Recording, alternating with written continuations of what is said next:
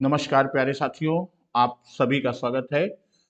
आज की वीडियो में हम लोग बात करेंगे सीडीपी के इम्पोर्टेंट क्वेश्चंस के बारे में, जो सीटेट, यूपीटेट और सुपरटेट या शिक्षक भर्ती परीक्षा, किसी भी शिक्षक भर्ती परीक्षा में ये महत्वपूर्ण प्रश्न हैं और यहाँ से आपके प्रश्न निश्चित तौर पर आपको परीक्षाओं में मिलेंगे। समय न नष्ट करते हुए सीधे हम लोग क्वेश्चंस की तरफ चलते हैं।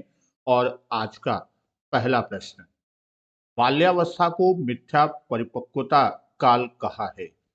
रॉस ने, कॉल एवं ब्रूस ने, एना फ्रायड ने, क्रो एवं क्रो ने।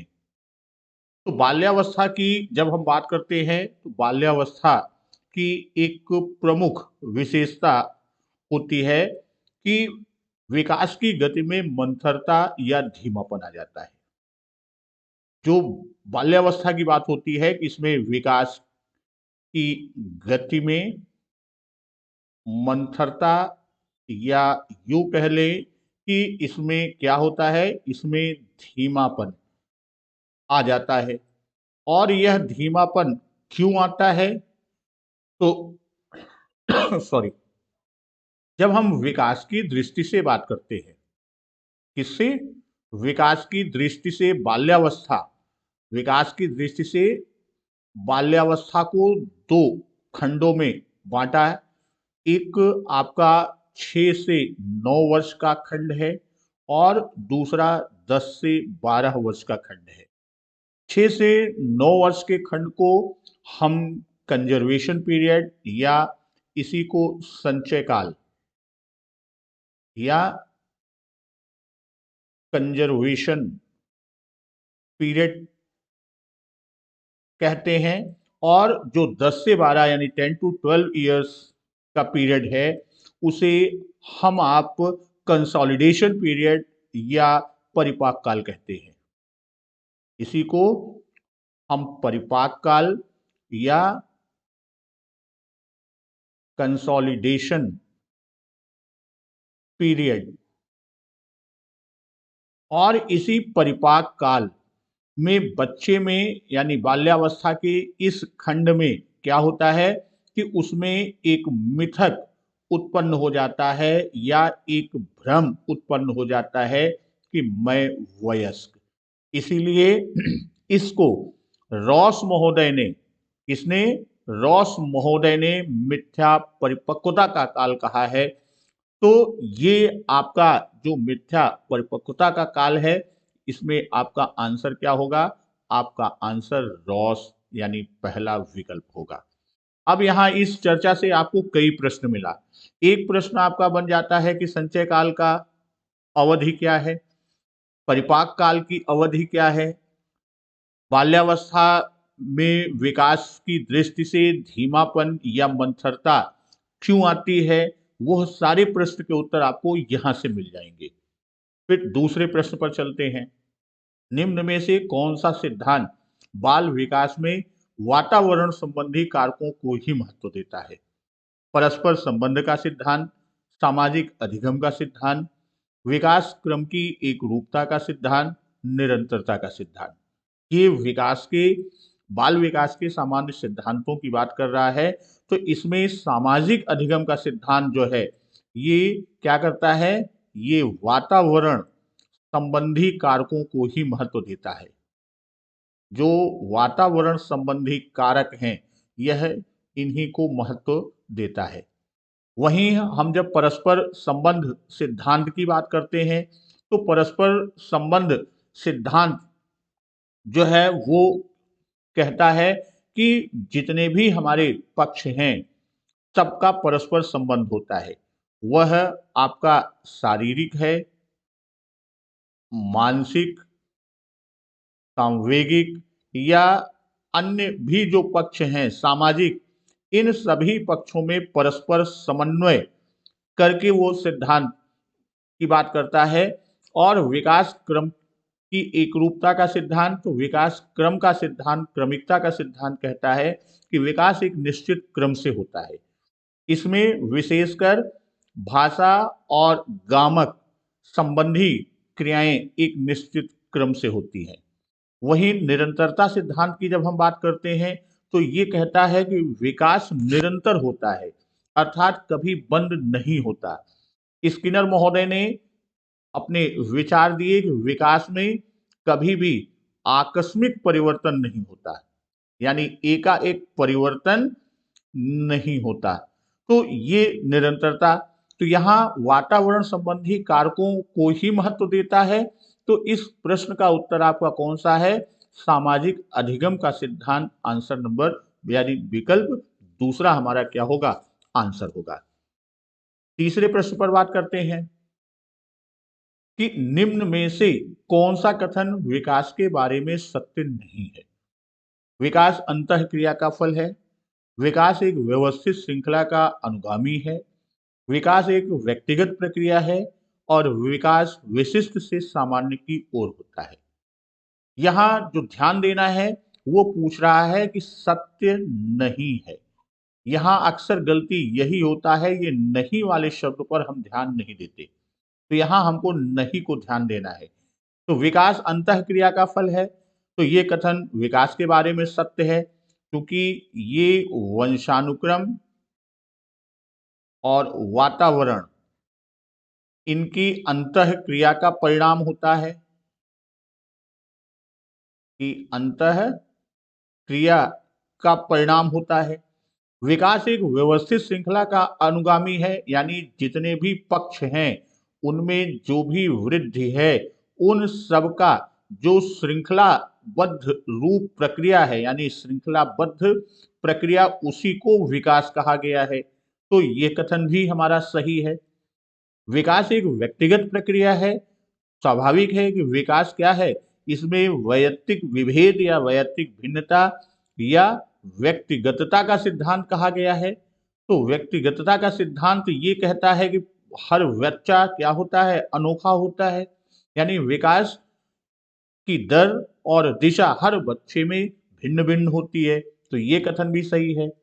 अब बचा चौथा कथन, तो विकास विशिष्ट से सॉरी, विकास विशिष्ट से सामान्य की ओर होता है। तो यह कथन गलत है। क्यों? क्योंकि विकास की प्रक्रिया सामान्य से विशिष्ट की ओर होता है। विकास की प्रक्रिया कैसे होता है? सामान्य से विशिष्ट की ओर। और यहां प्रश्न पूछा था कौन सत्य नहीं है, तो चौथा विकल्प क्या होगा? चौथा विकल्प हमारा आंसर होगा। प्रश्न संख्या 4, निचली कक्षाओं में शिक्षण की खेल पद्धति मूल रूप से आधारित है। तो निचली कक्षाएं जो भी हमारी बिल्कुल एलिमेंट्री की बात हम कर रहे हैं, तो शारीरिक शिक्षा कार्यक्रमों के सिद्धांतों पर बिल्कुल नहीं इस पर संबंधित है। शिक्षण पद्धतियों के सिद्धांतों पर, शिक्षण पद्धति के सिद्धांत पर भी शिक्षण पद्धति को हम तब इम्प्लीमेंट करेंगे जब हमें क्या होगा? विकास और वृद्धि के मनोवैज्ञानिक सिद्धांतों पर बिल्कुल। यही तीसरा विकल्प क्या होगा? तीसरा विकल्प हमारा आंसर होगा। और शिक्षण के समाजशास्त्री सिद्धांतों पर भी संबंधित नहीं। तो यहाँ पर आपका जो तीसरा विकल्प है यही हमारा उत्तर होगा कि विकास एवं वृद्धि के मनोवैज्ञानिक सिद्धांतों पर खेल पद्धति निचली कक्षाओं में मूल रूप पर आधारित होती है। नेक्स्ट क्वेश्चन, क्वेश्चन नंबर 5, बाल विकास का निम्नलिखित में से कौन सा सिद्धांत यह बताता है कि बालक सबसे पहले अपने सिर और भुजाओं की गति पर नियंत्रण करना सीखता है, उसके बाद फिर अपने पैरों पर? ये सिद्धांत आपका कि पहले अपने सिर, फिर भुजाओं पर और अंत में पैरों पर करता है। तो यह आपका विकास की दिशा का सिद्धांत को बताता है। और तीसरा विकल्प क्या होगा? तीसरा विकल्प हमारा आंसर होगा। यहाँ दो शब्द भी आपको मिलते हैं, मस्तकेधोमुखी और सिरपुच्छी। ये विकास की दिशा के सिद्धांत में ही, यानी विकास में जब जन्म के पूर्व, यहाँ ये दिशा का सिद्धांत दोनों स्थानों पर कार्य करता है। कहाँ पर? एक हमारा जन्म के पूर्व प्रीनेटल की बात करते हैं, जन्म पूर्व और जन्म पश्चात दोनों में ये विकास की दिशा का सिद्धांत इम्प्लीमेंट होता है। जन्म के पूर्व जो 2 सप्ताह से 8 सप्ताह का द्वितीय काल होता है, सबसे पहले बच्चे का मस्तक का निर्माण होता है, सिर निर्मित होता है, फिर बाकी अंग की ओर निर्माण शुरू होता है। और जन्म के पश्चात जब विकास की गति होती है, वृद्धि और विकास, तो सबसे पहले बालक का सिर विकसित होता है। अन्य अंगों की अपेक्षा प्रारंभ में उसका सिर ज्यादा विकास करता है, ज्यादा वृद्ध होता है, यानी उसकी ग्रोथ और डेवलपमेंट दोनों ज्यादा। तो यहाँ दोनों स्थितियों में जन्म के पूर्व प्रीनेटल और नेटल दोनों स्टेजों में होता है। बाकी सिद्धांत की भी चर्चा पूर्व में कर चुके हैं। एक रूपता, क्रम की बात हम कर रहे हैं। क्रम एक निश्चित रूप में होता है। परस्पर संबंध, विभिन्न पक्षों में परस्पर संबंध के आधार पर विकास की गति होती है। एकीकरण, यह सभी चीजों को एकीकृत करके चलने का सिद्धांत है। तो यहाँ आपका जो आंसर है वो तीसरा विकल्प, विकास की दिशा का सिद्धांत, ये आपका उत्तर होगा। क्वेश्चन नंबर 6, बच्चे के उचित विकास को सुनिश्चित करने के लिए उसका स्वस्थ शारीरिक विकास एक महत्वपूर्ण आवश्यकता है। महत्वपूर्ण पूर्व आवश्यकता है। यह कथन गलत हो सकता है क्योंकि विकास नितांत व्यक्तिगत मामला है। सही है क्योंकि विकास क्रम में शारीरिक विकास सबसे पहले स्थान पर आता है। सही है क्योंकि शारीरिक विकास विकास के अन्य पक्षों के साथ अंतः संबंधित है। गलत है क्योंकि शारीरिक विकास विकास के अन्य पक्षों को किसी भी प्रकार से प्रभावित नहीं करता। यहाँ जो प्रश्न आपका पूछ रहा है, फिर से एक बार ध्यान दीजिए कि बच्चे के उचित विकास को सुनिश्चित करने के लिए उसका स्वस्थ शारीरिक विकास एक महत्वपूर्ण पूर्व आवश्यकता है। इसके लिए आपका तीसरा विकल्प कि सही है क्योंकि शारीरिक विकास विकास के अन्य पक्षों के साथ अंतः संबंधित है। ये आपने परस्पर संबंध के सिद्धांत में अभी इसकी चर्चा किया, तो परस्पर संबंध का सिद्धांत विकास का जो है वो भी इसको करता है। तो यहाँ तीसरा विकल्प क्या होगा? तीसरा विकल्प हमारा आंसर होगा। अगला क्वेश्चन, क्वेश्चन नंबर 7, सभी बच्चों की स्वतंत्र खेलों, औपचारिक और अनौपचारिक खेलों, योग और खेल की गतिविधियों में सहभागिता क्यों आवश्यक है? शारीरिक विकास के लिए, मानसिक विकास के लिए, सामाजिक विकास के लिए या उपरोक्त सभी के लिए? तो बच्चों में स्वतंत्र खेल की बात करें, अनौपचारिक या औपचारिक खेल की बात करें, योग और विभिन्न खेल की गतिविधियों में सहभागिता बच्चों की कराई। आज गवर्नमेंट भी, शासन भी, आप देखिए विद्यालयों में इन गतिविधियों की पुरजोर सिफारिश कर रही है, इसको बहुत तेजी से इम्प्लीमेंट करा रही है। तो यहाँ यह बच्चों के शारीरिक विकास के लिए लाभदायक है, मानसिक के लिए, सामाजिक के लिए, अर्थात यहाँ आपका आंसर होगा उपरोक्त सभी के लिए। क्वेश्चन नंबर 8, पितृ विरोधी ग्रंथि को किस नाम से जाना जाता है? लिबिडो, नार्सिज्म, इरोज या ऑडिपस कॉम्प्लेक्स? यहां हम जानते हैं ये पितृ विरोधी ग्रंथि, तो इसे सिगमंड फ्रायड महोदय ने दिया था। और यहाँ पर बच्चे में ये शैशवावस्था में इस ग्रंथि का विकास होता है। तो यहाँ दो प्रकार की ग्रंथि की बात की थी, एक मातृ विरोधी ग्रंथि और एक पितृ विरोधी ग्रंथि। मातृ विरोधी ग्रंथि आपका क्या है? वह इलेक्ट्रो कॉम्प्लेक्स है। उसको किस नाम से जानते हैं? Electra complex. और पितृ विरोधी ग्रंथि ये हमारा ऑडिपस कॉम्प्लेक्स। तो यहां आपका उत्तर क्या होगा? पितृ विरोधी ग्रंथि को किस नाम से जानते हैं? ऑडिपस कॉम्प्लेक्स, अर्थात चौथा विकल्प क्या होगा? चौथा विकल्प हमारा उत्तर होगा। लेकिन यहाँ ये बाकी तीनों शब्द भी फ्रायड या फ्राइडियन जो भी हमारे साइकोलॉजिस्ट थे उन्हीं के दिए हैं। लिबिडो को ये यौनिक ऊर्जा से संबंधित, जो यौनिक ऊर्जा उसे लिबिडो का नाम दिया आपने। मनोविश्लेषणात्मक, ये सब मनोविश्लेषणात्मक सिद्धांत से संबंधित है। नार्सिज्म, ये बच्चों के आत्म प्रेम को नर्सिसिज्म कहा है।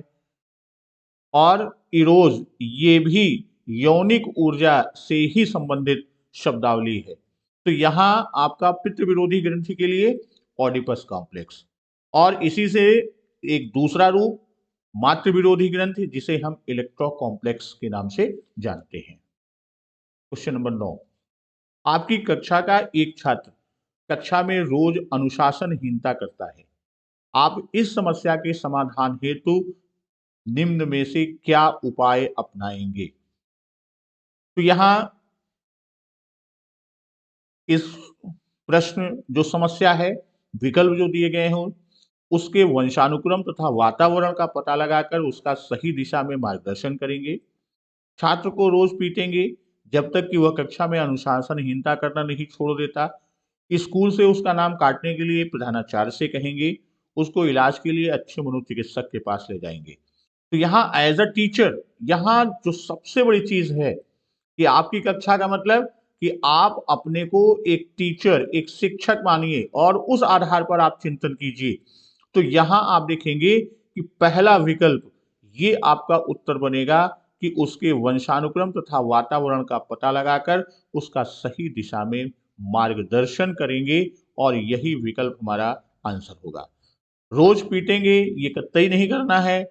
नाम काटने के लिए प्रधानाचार्य से कहेंगे ये भी नहीं कहना है। और मनोचिकित्सक के पास जाने की भी आवश्यकता नहीं, बल्कि उसके वंशानुक्रम और वातावरण का, यानी हमें क्या करना है, जो वो कार्य कर रहा है उसके पीछे के कारण को खोजना है। यहाँ जो बच्चे के द्वारा कार्य किया जा रहा है वह किस कारण से हो रहा है, इस कारण की हमको क्या करना है, इसकी खोज करना है। यानी कार्य कारण की मध्य संबंध को देखकर हमें उस कारण का निवारण करना है। प्रश्न संख्या 10, जल शुद्धि प्रकरण को स्पष्ट करने का सबसे उचित तरीका है।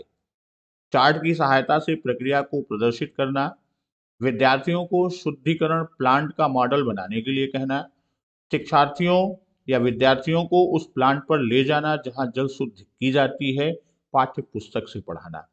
तो स्वाभाविक है कि जब जिस प्रकरण को, अगर उस प्रकरण का हम क्रियात्मक या प्रक्रिया उन्मुख रूप दिखा दें, यानी किस तरह से शुद्धिकरण होता है, तो वह सबसे अधिक टॉपिक जो है बच्चे को स्पष्ट होगा, उसकी पूरी प्रोसेस को वो समझेगा। तो यहाँ तीसरा विकल्प, ये तीसरा विकल्प क्या होगा, तीसरा विकल्प आपका आंसर होगा।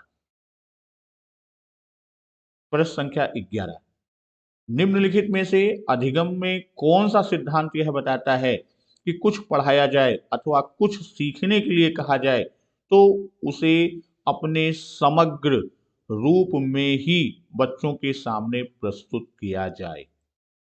जहां पे हम समग्र की बात करते हैं, संपूर्ण की बात करते हैं, वह तुरंत अंतर्दृष्टि या सूझ के सिद्धांत की ओर लेके जाता है। और यहां पर आपका आंसर भी क्या होगा, अंतर्दृष्टि या सूझ का सिद्धांत। इसी को हम समग्र वाद का सिद्धांत भी कहते हैं, इसी को गेस्टाल्ट का सिद्धांत भी कहते हैं।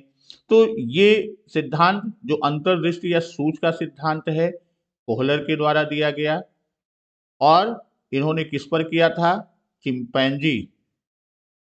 इन्होंने किस पर किया था, चिंपैंजी के ऊपर किया था, जिसका नाम क्या था, जिसका नाम सुल्तान था। वहीं सक्रिय अनुबंधन की जब हम बात करें तो सक्रिय अनुबंधन सिद्धांत किसने दिया, स्किनर ने दिया, जिसे हम क्रिया प्रसूत अनुबंधन के नाम से भी जानते हैं, क्रिया प्रसूत अनुबंधन। और ये सक्रिय अनुबंधन में स्किनर महोदय ने अपने सिद्धांत में बताया कि यदि किसी अनुक्रिया या व्यवहार के बाद परिणाम संतोषप्रद या आनंद की अनुभूति देती है तो प्राणी उस व्यवहार को दोहराना चाहेगा, उसे रिपीट करना चाहेगा। और इसके विपरीत यदि असंतोषप्रद या दुख का अनुभव होता है, कष्ट का अनुभव होता है, तो पुनः दोहराना नहीं चाहेगा और स्टिमुलस एसआर बॉन्ड क्या होता है, वो कमजोर होता है। ये सक्रिय अनुबंधन में कहा। अनुकरण सिद्धांत की जब हम बात करते हैं तो अनुकरण सिद्धांत ये अनुकरण सिद्धांत अरस्तु महोदय ने दिया और इसमें कहा कि अनुकरण में हूबहू नकल नहीं बल्कि पुनः प्रस्तुतिकरण होता है। इसमें कहा कि हूबहू नकल नहीं, अनुकरण का मतलब हूबहू नकल नहीं बल्कि क्या होता है, पुनः प्रस्तुतिकरण या पुनः प्रस्तुत करने की बात वो करता है। पुनः प्रस्तुतिकरण जिसमें क्या होता है, पुनः प्रस्तुतिकरण जिसमें पुनर्रचना सम्मिलित होती है, जिसमें पुनर्रचना क्या होती है, पुनर्रचना सम्मिलित होती है। और वहीं प्रयास और त्रुटि का सिद्धांत ये आपका थॉर्नडाइक का दिया हुआ है, जिसमें बच्चा प्रयास करता है, त्रुटि होती है, पुनः प्रयास करता है और धीरे धीरे उसकी एसआर बॉन्डिंग होती है और वह सीखना प्रारंभ करता है। ये हमारा, लेकिन यहाँ आंसर जो इस प्रश्न में कि समग्र रूप में ही बच्चों के सामने प्रस्तुत होगा वो अंतर्दृष्टि या सूच का सिद्धांत होगा। प्रश्न संख्या 12, आपकी कक्षा का एक छात्र रमेश हमेशा आपके साथ तर्क करता हो तो आपकी राय रमेश के विषय में क्या होगी? रमेश कक्षा में सबसे अधिक बोलने वाला छात्र है। रमेश एक कल्पनाशील छात्र है। रमेश एक चिंतनशील छात्र है। रमेश की पारिवारिक परिस्थितियां ठीक नहीं। अब यहाँ रमेश क्या करता है, वह हमेशा तर्क करता है, तो स्वाभाविक है तर्क वो करेगा तो किसी किसी समस्या या टॉपिक को लेकर वह लक्ष्य उन्मुख यानी लक्ष्य को प्राप्त करने के लिए करेगा। उसमें उसकी कल्पनाशीलता भी सम्मिलित होगी और वह विचार क्या होंगे, उसके विचार उसके इनोवेटिव होंगे, नवाचारी होंगे, यानी नए नए विचारों को देगा। और यदि देखें यह सारे तत्व किसमें आते हैं, यह सारे तत्व चिंतन प्रक्रिया के अंतर्गत आते हैं। तो यहाँ हमारा आंसर क्या होगा कि रमेश एक चिंतनशील छात्र है। यहाँ पर तीसरा विकल्प क्या होगा, तीसरा विकल्प हमारा आंसर होगा। प्रश्न संख्या 13 की बात करते हैं। बहुविध बुद्धि सिद्धांत के अनुसार सभी प्रकार के पशुओं, खनिजों और पेड़ पौधों को पहचानने और वर्गीकृत करने की योग्यता कहलाती है। तार्किक गणितीय बुद्धि, प्राकृतिक बुद्धि, भाषिक बुद्धि या स्थानिक बुद्धि। तो ये बहुविध सिद्धांत या इसी को बहुबुद्धि का सिद्धांत भी कहते हैं। तो इसमें ये सिद्धांत किसने दिया, हावर्ड गार्डनर महोदय ने दिया। 1983 में इन्होंने इस सिद्धांत में 7 प्रकार या 7 स्वरूप की बुद्धि की चर्चा की और 1998-99 में इन्होंने संशोधन कर अपने अध्ययन में और संशोधन किया, विभिन्न प्रयोगों के आधार पर, और वहां पर 3 और जोड़ा, 3 स्वरूप, बुद्धि के 3 प्रकार या स्वरूप को और जोड़ा और वर्तमान में यहाँ पर 10 प्रकार या स्वरूप बुद्धि का इनके सिद्धांत में, उसी से यहाँ पर 4 स्वरूप की चर्चा की गई है, जिसमें से आपको खोजना है कि पशुओं, खनिजों, पेड़ पौधों को पहचानने और वर्गीकृत करने की योग्यता किसमें होगी। तो ये योग्यता आपकी प्राकृतिक बुद्धि में होगी और आपका आंसर क्या होगा, आपका आंसर दूसरा विकल्प प्राकृतिक बुद्धि। बाकी पे भी हम चर्चा कर लेते हैं। तार्किक गणितीय बुद्धि, तो इसमें तर्क क्षमता, गणितीय समस्या के समाधान की बात होती है और गणितीय अंकों के पीछे छिपे संबंधों को पहचानने की क्षमता होती है। किसमें? तार्किक गणितीय बुद्धि में। भाषिक बुद्धि की बात करें तो वाक्यों और शब्दों की बोध क्षमता यहाँ पर भाषिक बुद्धि में आता है। और प्राकृतिक बुद्धि, जिसमें पशु, खनिज, पेड़ पौधों को पहचानने की बात आती है, यानी प्रकृति में पाए जाने वाले जो भी हमारे पैटर्न्स हैं उनको समझने की क्षमता होती है। जैसे डार्विन में प्रकृतिवादी बुद्धि की अधिकता का प्रमाण मिला है, तो किसान, वनस्पति विज्ञानी, जीव विज्ञानी, इनमें जो है प्राकृतिक बुद्धि की अधिकता होती है। स्थानिक बुद्धि की जब बात करते हैं तो स्थानिक कल्पना शक्ति की जिसमें अधिकता होती है, जैसे पायलट्स हैं हमारे हवाई जहाज के चालक, पायलट्स में ये बुद्धि अधिक होती है, कलाकार में होती है, या अंतरिक्ष यात्री जो होते हैं उनमें स्थानिक बुद्धि की अधिकता होती है। चलिए नेक्स्ट क्वेश्चन। फा एवं वा, मा एवं न अक्षरों की ध्वनियों में अंतर न कर पाना अधिगम की किस समस्या से संबंधित?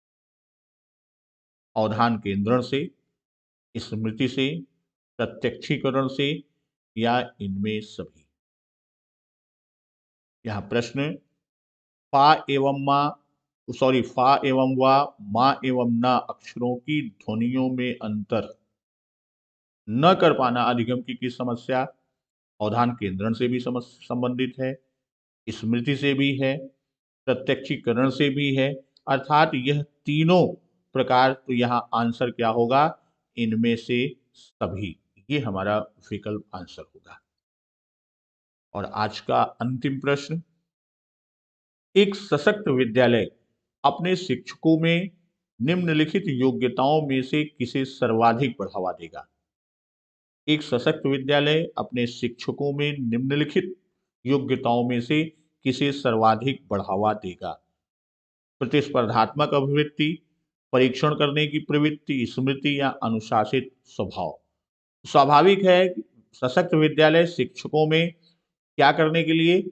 वास्तव में उसका उद्देश्य होता है प्रोत्साहन के लिए, या यूं कह दें कि वहां पर जो भी शिक्षकों में बढ़ावा देगा वह एक दूसरे में प्रतिस्पर्धा कराएगा, जिससे उनकी योग्यताओं में वृद्धि हो, उनके कौशल में वृद्धि हो। तो यहाँ पहला विकल्प जो होगा, पहला विकल्प हमारा क्या होगा? पहला विकल्प हमारा आंसर होगा। दोस्तों, इस प्रकार आज हम लोगों ने 15 अति महत्वपूर्ण प्रश्नों को देखा और ये सीरीज आपकी परीक्षा तक नियमित चलती रहेगी।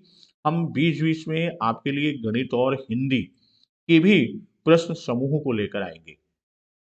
अगली वीडियो तक नमस्कार, वंदे मातरम।